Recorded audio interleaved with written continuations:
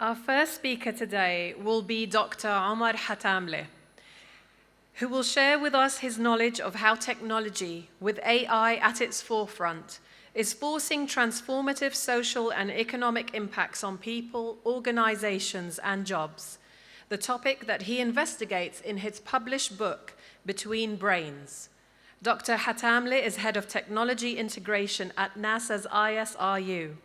He is also former director of the Space Studies program at the International Space University, the only university in the world devoted entirely to space education. Please welcome Dr. Hatamleh to the stage.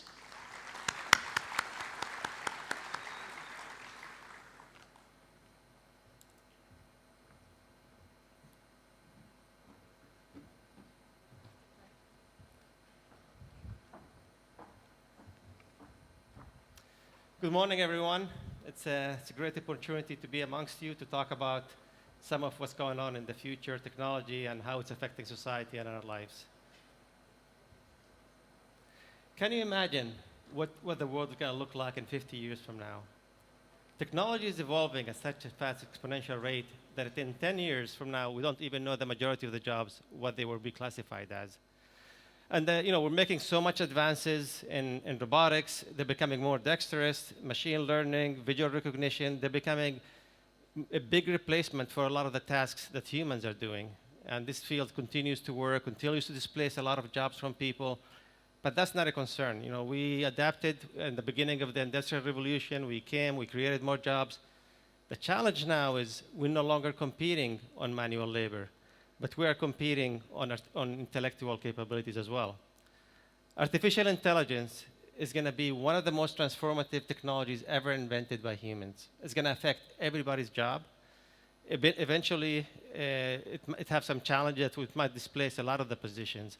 So for the first phase of artificial intelligence, we anticipate it's going to be helping doctors, helping engineers, helping lawyers, helping all aspects of society perform their jobs better. But as we become more advanced, as we reach the third artificial intelligence phase, which is a super artificial intelligence, then this is where things become getting interesting and has the potential to displace big amount of jobs. A lot of the recent topics we've been discussing about is the ethics of artificial intelligence and should robots have rights? And it sounds like a joke, what is a robot, could have rights?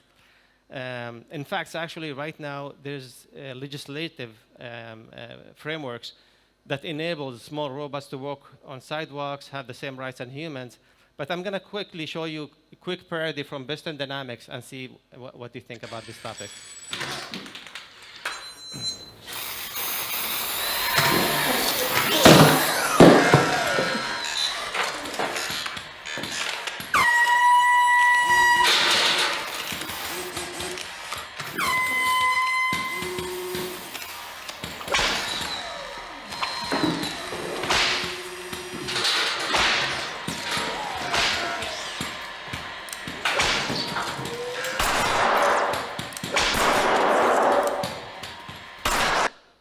So I'm going to ask you a question. Anybody felt bad for that robot? So, and this is just imagine, just bolts and steels. Imagine when robots becoming like humans, start looking like humanoid. They start having a personality. They start having the impression of being sentient. It's not an easy question. It seems simple, but things are more complicated than they seem.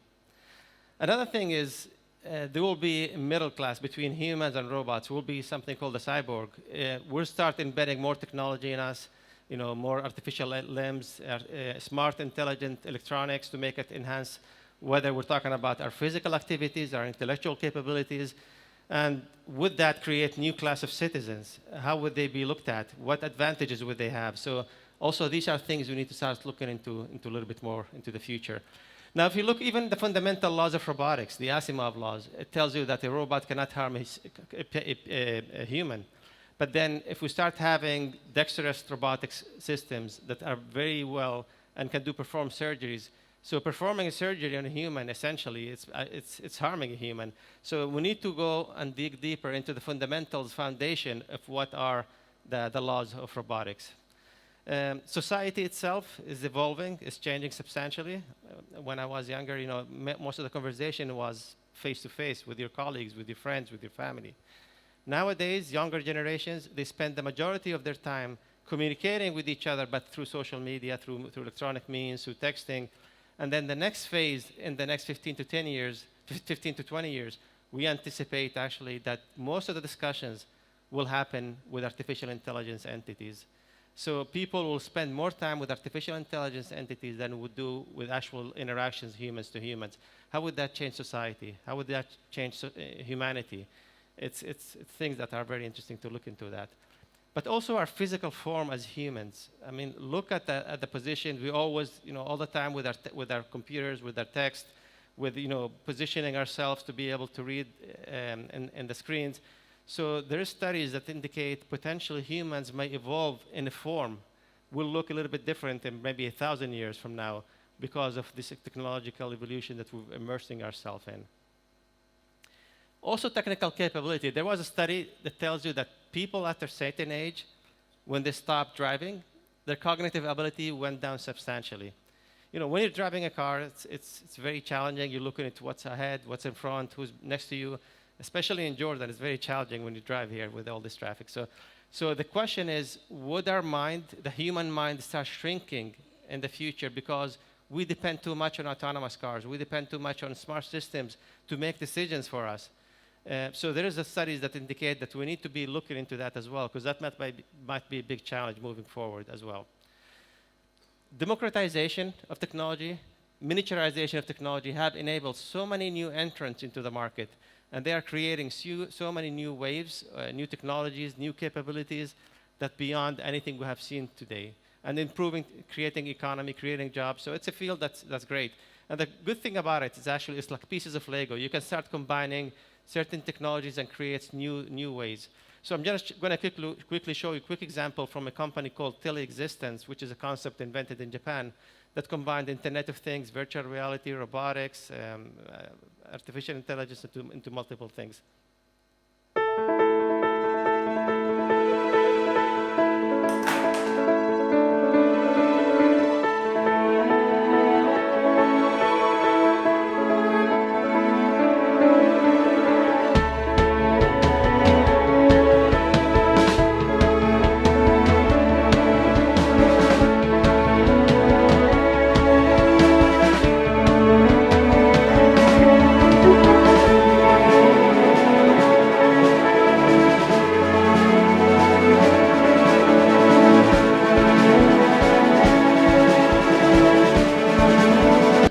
So this person could interact with a robot from a whole different continent and control and see what the robot is seeing, touch and feel what the robot is seeing, and so on. Another aspect is collective learning. Us as humans, whenever we read, whenever we learn something, it's only individual for us. But then now there is the collective learning aspects. For example, there is a million autonomous cars in the streets. Whatever a single car learns, all of us will learn it. All the cars will learn it. So it's increasing at such a fast rate that learning is becoming an interesting thing to do here. And that's something we talk about in corporate knowledge in organizations. Organizations, some of them do a better job in trying to keep corporate knowledge and manage it. And the typical curve is you hire an employee, the employee starts getting experience, they leaves, and you start that cycle. When you start infusing it with artificial intelligence, that curve tends to continue up. But then when you add collective intelligence, then that's a whole different story. It will change the paradigm of organizations substantially. Now, another thing I like to always talk about is actually the world population. So the estimation of the UN tells you we're going to have about 10 billion people by the year 2050. And in my opinion, my personal opinion, I think this number could be much, much higher because of several factors. First of all, for the first time in history, we're understanding the fundamentals of human aging. What causes us to age as humans? That we have the telomere shortening, the senescent cells, the epigenetic noise. So a person born today, he will have an average lifespan way above the hundreds, in the 120s, in the 130s, potentially 140s. And that's not science fiction. This is research. This is actually facts that are actually being investigated. Artificial intelligence not only will be able to create classes in medicines in days compared to years, but also we could have predictive analytics that will tell you actually you're going to have a disease before you even have a disease. So imagine the possibilities of you being cured from any of that stuff. We'll be able to print organs based on your genetic composition. So there is no problem in rejecting these organs because it will be based on specifically on your genetic composition. And then nanobots will be able to aid our immunity system to prevent a lot of diseases and cure them and maintenance in our body, essentially. So with all these things, people living longer and artificial intelligence, eventually when we reach a super artificial intelligence taking the majority of the jobs, what is the economic of the future looks like? What is the future when people start living to 130, 140? What is the retirement systems going to evolve to? So these are questions, these are challenges actually we need to start looking into from today. We cannot wait until we go a little bit more into the future.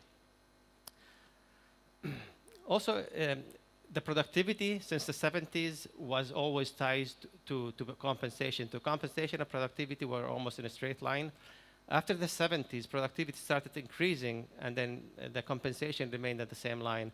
Nowadays, and even moving from the forward in the future, productivity will start increasing exponentially while compensation is not catching up with that.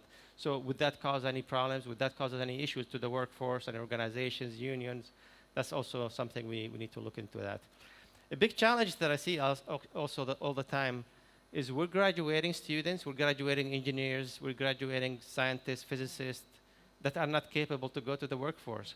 Because by the time they started the 5-year program, by the time they finish, the curriculum have changed a lot. There's no technology, so they're not up to speed with what's going on. So we need to build a bridge between academic institutions and all these organizations and industries to be able to communicate better and work on that. The lines are blurring between industry. Before, technology that was invented for the medical field was for the medical field. Technology for the automotive was automotive. That is not the case anymore. Look, for example, 3D printing, we're using it to produce engines. We're using it to build houses, building it for jet engines, building it, actually using it to produce clothing that actually tailored specific for you. It's being used as well, like we mentioned, for 3D printed organs of ourselves, and even food. So you'll be able to design something, a system, get a system, and order the system to print a meal for you. By the time you get home, the meal is ready. So the technology that was invented to produce components now is transversal across all the sectors. And obviously for us, for space, in the space domain, we cannot go to a new planet and take all the spare parts with us. We have to always leverage on the resources that we have on this planet, and using 3D printed capability, being able to create a lot of the resources that we need to sustain our life in these places. As humans, when we evolved, things were changing very slowly. We were farmers, we were hunters, and things didn't change fast. The problem is, today we live in an exponential world. Things are changing such a fast rate, so unless we start adapting the way we're thinking, the way we evolve, and start embracing an exponential capability way of thinking, we're always going to be left behind in everything that we do. And the skills that we learned until now, they're not going to be necessarily the same skills that are going to be needed for the future. So we always need to keep reskilling ourselves, must continue to adapt, improve, evolve if we want to be successful moving forward.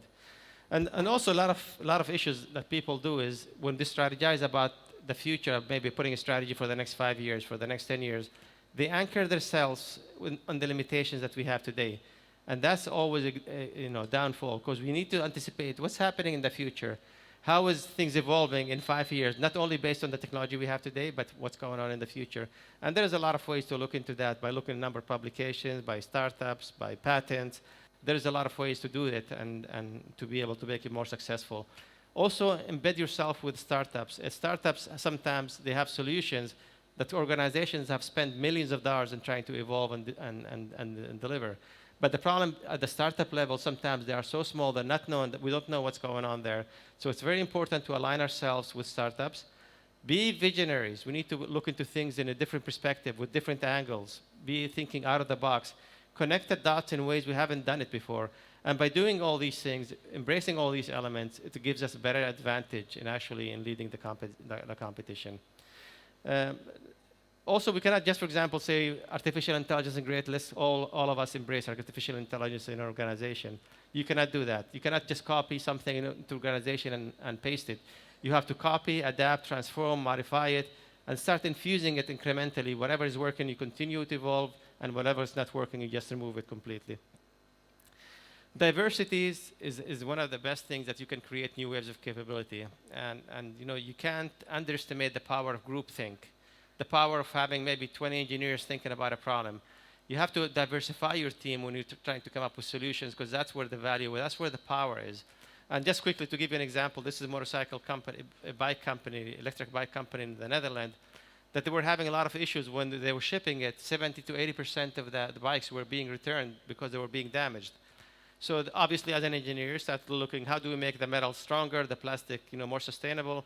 And then a person that was not an engineer said, why don't we make it simple? Just on the box, print a copy of a bicycle, of a TV.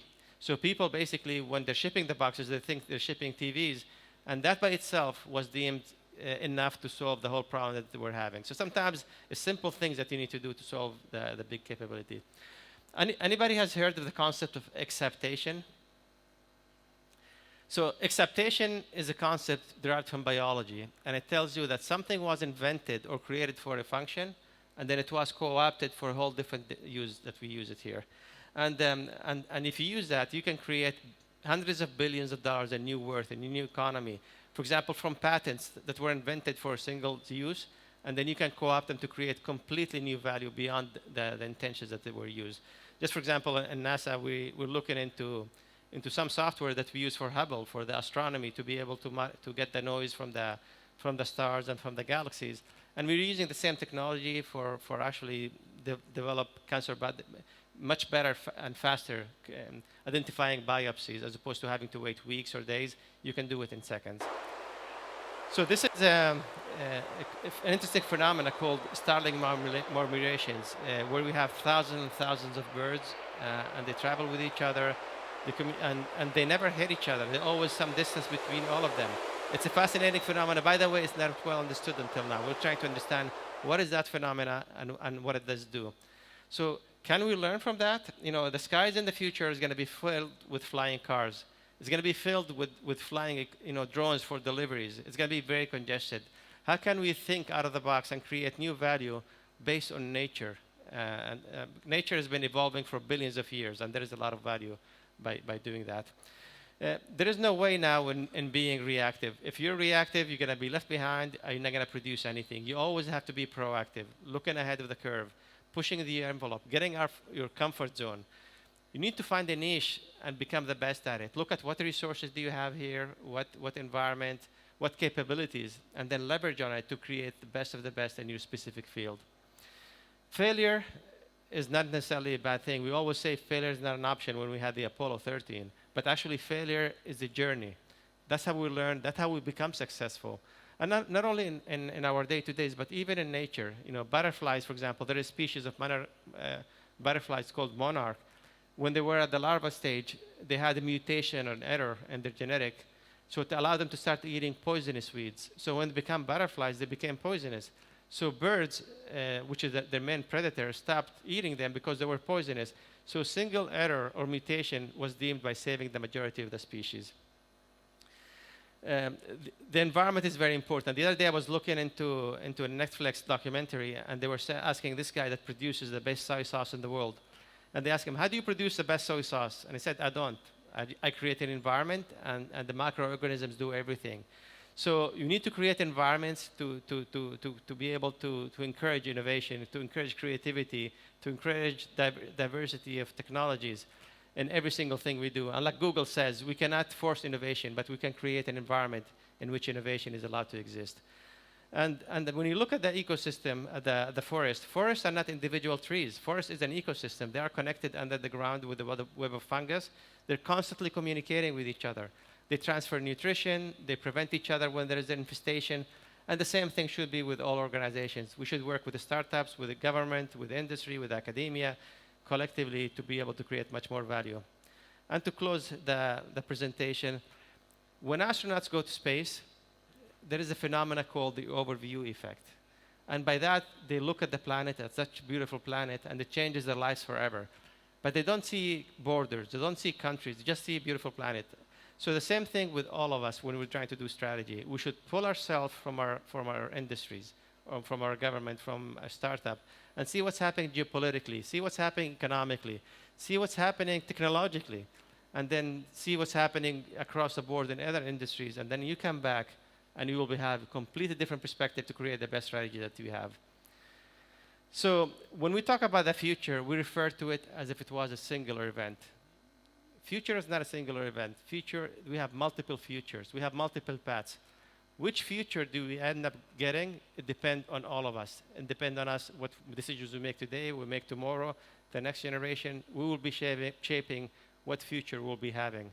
So imagine having and putting our collective intellect together to solve some of the world's most challenging problems. The possibilities will be limitless. Thank you very much.